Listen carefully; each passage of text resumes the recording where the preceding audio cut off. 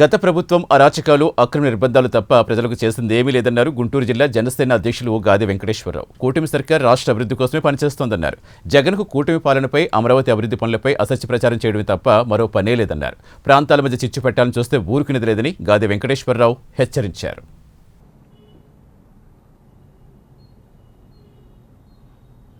రాష్ట్ర ప్రజలందరూ కూడా ఒకసారి గతంలో పరిపాలన చేసినటువంటి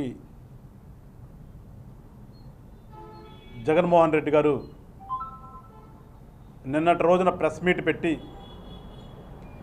ఏ రకంగా అసత్యాల్ని ఇప్పుడున్నటువంటి కూటమి ప్రభుత్వం మీద రుద్దాలనే ప్రయత్నం చేస్తున్నాడో ఒకసారి ఆలోచన చేయాలని చెప్పేసి జనసేన పార్టీ నుంచి ప్రజలందరినీ కూడా కోరుతున్నాం.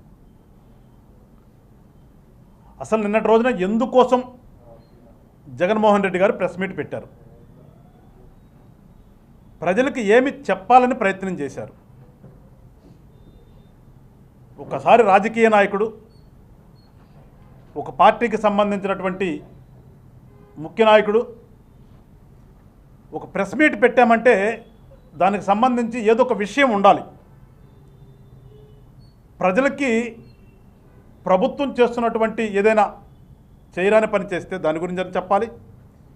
లేదు ప్రతిపక్ష పాత్ర పోషించాలనుకున్నప్పుడు ప్రజల మేలు కోసం ఉన్నటువంటి ప్రభుత్వం ఏదైనా తప్పు చేస్తే ఈ రకంగా తప్పు చేస్తున్నారు, అన్యాయం జరుగుతుందని చెప్పడానికైనా ప్రెస్ మీట్ పెట్టాలి. కానీ నిన్నటి రోజున వైఎస్ఆర్ పార్టీ అధ్యక్షుడు జగన్మోహన్ రెడ్డి గారు, మాజీ ఆంధ్ర రాష్ట్ర ముఖ్యమంత్రి అయినటువంటి, అంతకంటే ముందు మెంబర్ ఆఫ్ పార్లమెంట్గా చేసినటువంటి వ్యక్తి ఒక ఆలోచన విధానం లేకుండా ప్రెస్ మీట్ పెట్టి మళ్ళీ నేషనల్ మీడియాను కూడా పిలిపించి, ఇక్కడ తెలుగే సరిపోదు, ఇంగ్లీష్ మీడియం కదా మనంతా, అందుకని ఇంగ్లీష్ మీడియంలో ఛానల్స్ కూడా పిలిపించి కూటమి ప్రభుత్వం ఏదో తప్పు చేస్తుంది అని ప్రజల్ని కోసం ఏదన్నా ప్రజల్లో ఒక విధమైన అన్రెస్ట్ క్రియేట్ చేయాలన్నా, లేకపోతే ఇవాళ ఆంధ్ర రాష్ట్రంలో విపరీతంగా పెట్టుబడులు పెడతానికి పోటీ పడేస్తున్నారు, వాళ్ళందరినీ ఏదైనా కన్ఫ్యూజ్ చేయాలనే ఒక ఆలోచనతో పెట్టాడా? అసలు ముందు పెట్టే వ్యక్తికి నేను ఎందుకోసం మాట్లాడుతున్నాను ప్రజలను ఉద్దేశించి అనే ఒక క్లారిటీ లేకుండా ప్రెస్ మీట్ పెట్టడం అనేది నిజంగా ఒక రాజకీయ నాయకుడని చెప్పుకునేటటువంటి రాజకీయ నాయకుడికి మరి కరెక్టా కాదో ఒకసారి ప్రజలు అర్థం చేసుకోండి.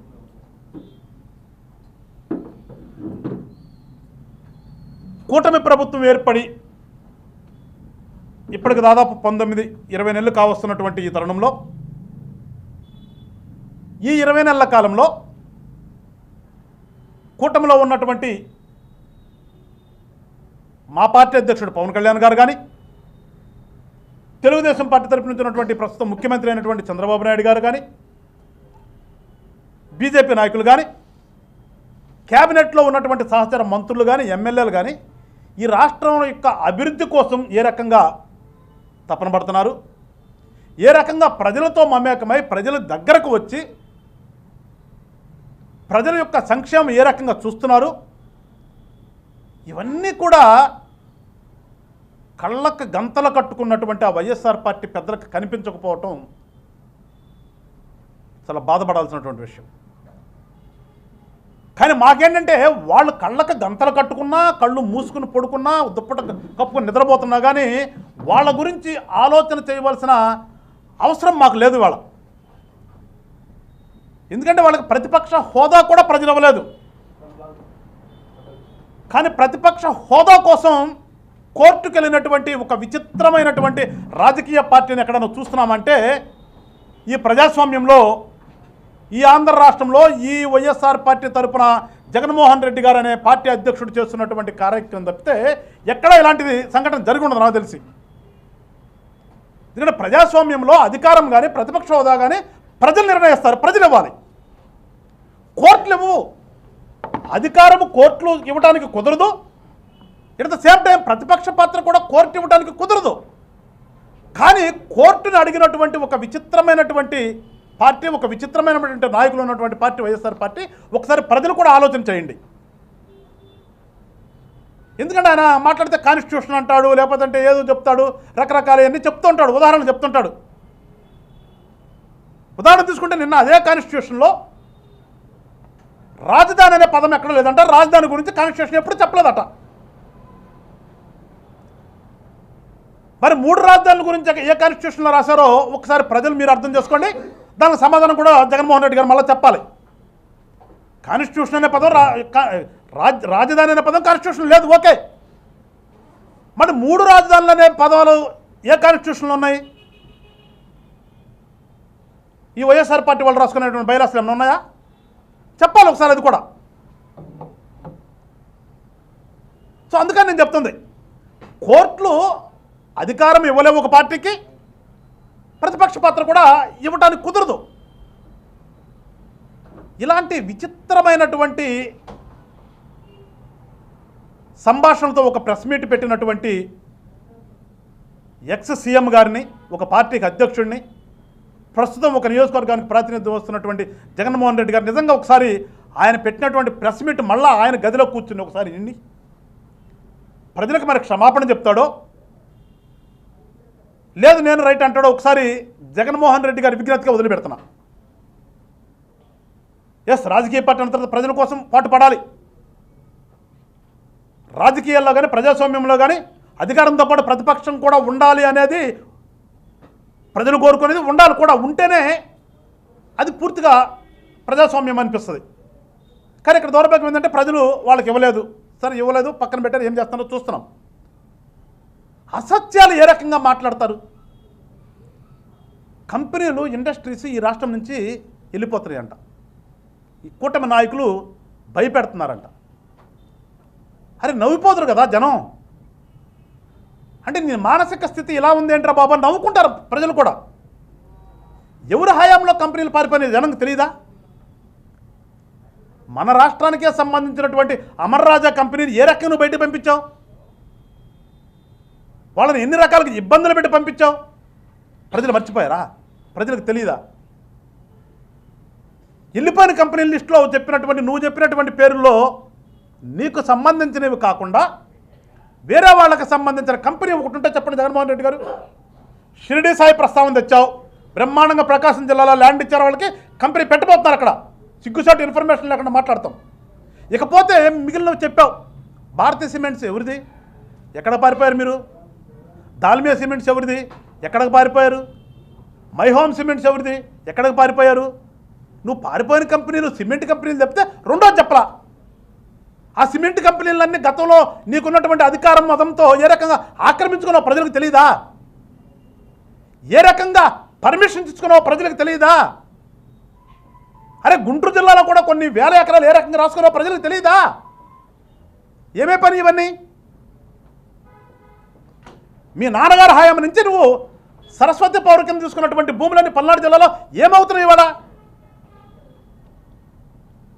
అంటే ఏదో నీ ఇష్టానుసారంగా ప్రెస్ ఉంది, నాకు ఒక ఛానల్ ఉంది, నేను మెయింటైన్ చేస్తున్నటువంటి సోషల్ మీడియా ప్లాట్ఫామ్స్ ఉన్నాయి, నాకు ఒక పేపర్ ఉంది, ఇంకొక 2-3 పేపర్లు నేను చిన్న పేపర్ని నా కస్టడీలో పెట్టుకున్నాను కాబట్టి రాసుకుందాము అనే విధానంతో ప్రెస్ మీట్ పెడితే ఎమ్మెల్యే అంటే మళ్ళీ మీ వాళ్ళ కోపం వస్తుంది. అందుకే నేను అంట్లా ఎక్స్ సీఎం హోదాలోనే సంబోధిస్తున్నా. ఒక ఎక్స్ సీఎం హోదాలో ఉన్నటువంటి వ్యక్తి మాట్లాడవలసిన మాటలు నిన్న మాట్లాడారా మీరు? స్కాములు అంట. అరే అసలు స్కాములకి పుట్టింది ఏమంటారే, అసలు పుట్టింది పెరిగింది ఎక్కడ మీ దొడ్లోనే కదా. 2004లో మీ నాన్నగారు ముఖ్యమంత్రి అయిన తర్వాత మొదలైనటువంటి స్కాముల్లోనే కదా. నువ్వు ఇవాళ ఉన్నటువంటి 17-16 కేసులు, నీతో పాటు ఐఏఎస్లు, నీతో పాటు మీ యొక్క ఆనాడు ఉన్నటువంటి ఎమ్మెల్యేలు కానీ ఆ క్యాబినెట్లో ఉన్న మంత్రులు కానీ వాళ్ళ ముద్దాలుగా తిరుగుతున్నది ఎక్కడి నుంచి వచ్చింది? దాని ప్రస్థానం ఎక్కడి నుంచి వచ్చింది? స్కామ్ అనే పదం. నువ్వు వచ్చి వాళ్ళ కూటమి నాయకుల్ని వాళ్ళ స్కాములు స్కీములు అంటావు. అరే గతంలో నేను చెప్పాను చాలాసార్లు, మీ హయాంలో ఏదైనా ఒక స్కీమ్ వచ్చిందంటే ఆ స్కీము కాదు అది స్కామే అని చెప్పాను నేను.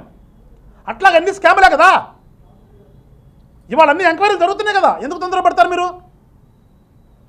సారా మీద జరుగుతుంది. ఎంతమంది మీ గతంలో మీ క్యాబినెట్లో ఉన్నటువంటి మంత్రులు ముద్దాలుగా ఉన్నారో, లోపల ఉన్నారో మీకు తెలుసు. తిరుమల తిరుపతి దేవస్థానం పుణ్యక్షేత్రం, ప్రపంచంలో పేరెన్నికైనటువంటి ఒక పుణ్యక్షేత్రాన్ని ఏ రకంగా నాశనం చేసావో అక్కడ జరిగిన స్కామ్ని వాళ్ళ ఎంక్వైరీ జరుగుతుంది కదా, లోపల ఉన్నారు కదా మీ వాళ్ళు. మీ స్కామ్లన్నీ ఒక్కొక్కటి చేస్తున్నారు. అసలు ఏ విభాగంలో ఏ వ్యవస్థలో మీ స్కామ్ లేదు మీది? అన్నీ వస్తున్నాయి కదా, ఒక్కొక్కటి వస్తున్నాయి. అన్నింటిలోనూ ఎవరెవరు ముద్దాలు అవుతారో మొత్తం ఉంటాయి కదా. స్కామ్కి అర్థము, స్కామ్కి ఏమంటాము, దానికి అసలు పుట్టగా ఎక్కడి నుంచి వచ్చిందనేది ప్రజలు గుర్తించారు, ప్రజలకు తెలుసు. మీరు వచ్చి వాళ్ళు మేము స్కామ్ చేస్తున్నాం, ఫ్రీగా ఇసుకిస్తే స్కామా? గతంలో నువ్వు తీసుకున్నటువంటి పాలసీలు మైనింగ్లో ఇవాళ మేము వాటిని సవరణ చేసి సరి చేస్తున్నాం, అది స్కామా? ప్రజలకు తెలుసు కదా జగన్మోహన్ రెడ్డి గారు, స్కామ్ అంటే ఏంటో, స్కీమ్ అంటే ఏంటో, ప్రజలకు ఎవరు మంచి చేస్తున్నారో ఎవరు చెడు చేస్తారో ప్రజలకు తెలుసు. క్రెడిట్ స్టోరీ అంట, విచిత్రమైన పదాలు. ఎందుకంటే మనకు విచిత్రమైన పదాలన్నీ కూడా వైఎస్ఆర్ పార్టీల నుంచి వస్తాయి. క్విట్ ప్రోకోల్ అని రకరకాలు చూసాం కదా, విచిత్రమైన పదాలన్నీ కూడా వాళ్ళ దగ్గర నుంచి వస్తాయి. ఇవాళ క్రెడిట్ స్టోరీ అంట. అంటే మినిమం ఒక రాజకీయ నాయకుడికి ఉండవలసిన లక్షణం మీరు లేదంటానికి మీరు మాట్లాడిన నిన్న మీరు పదం ఉపయోగించారే ఆ క్రెడిట్ స్టోరీ అనేది. ప్రభుత్వం అనేది ఎప్పుడు కూడా కంటిన్యూస్ ప్రాసెస్. 5 సంవత్సరాలకు ఒకసారి ప్రజా తీర్పు కోరుతాం. ప్రజలు ఎవరిని మెచ్చితే వాళ్ళు అధికారంలో ఉంటాం, లేదంటే ఇంకోళ్ళు వస్తారు. కానీ ప్రభుత్వం కంటిన్యూగా వెళ్తుంటుంది. ఈ టైంలో మొదలుపెట్టినటువంటి ఏమన్నా ఉంటే అవి నెక్స్ట్ కంటిన్యూ అవ్వాలి. అది సిస్టమ్. అది అసలు ఆ సిస్టమ్ తెలియనటువంటి నువ్వు అంతకంటే ఏం మాట్లాడతావు? భోగాపురం ఎవరు మొదలుపెట్టారు, ఎవరు కట్టారు, సరిపోయింది. సరే నువ్వు కొంత పని చేసావు అనుకుందాం, నీ టైంలో అది ఓపెన్ కాలేదు, ఇవాళ ఓపెన్ అయింది, అది క్రెడిట్ స్టోరీ అవుతుంది. అది నవ్వుపోదురు కదా జగన్మోహన్ రెడ్డి గారు నిజంగా నీ మాటలకి. ఎందుకంటే మీకు తెలియదు గవర్నమెంట్ యొక్క కంటిన్యూస్ ప్రాసెస్ అంటే నీకు తెలియదు. నీకు శంకుస్థాపన చేసిందంటే మళ్ళీ శంకుస్థాపన చేసి మళ్ళీ శిలాఫలకాలు పెట్టుకుని ఘన చరిత్ర తమరది. అందుకని మీకేం తెలిసింది? మీ 5 సంవత్సరాల కాలంలో ఈ రాష్ట్రంలో ఎక్కడైనా ఒక్క పరిశ్రమ పెట్టారు, ఈ పరిశ్రమ ఉంది అని చెప్పండి. రేపు వచ్చి మీరు, నేను ఛాలెంజ్ చేస్తున్నాను. వైఎస్ఆర్ పార్టీలో ఉన్నటువంటి ప్రభుత్వం ఎవరైనా సరే మా 5 సంవత్సరాల కాలంలో ఈ పరిశ్రమను ఆంధ్ర రాష్ట్రంలో స్థాపించాము, దాన్ని మీరు భయపెడుతున్నారని చెప్పండి ఒకటి.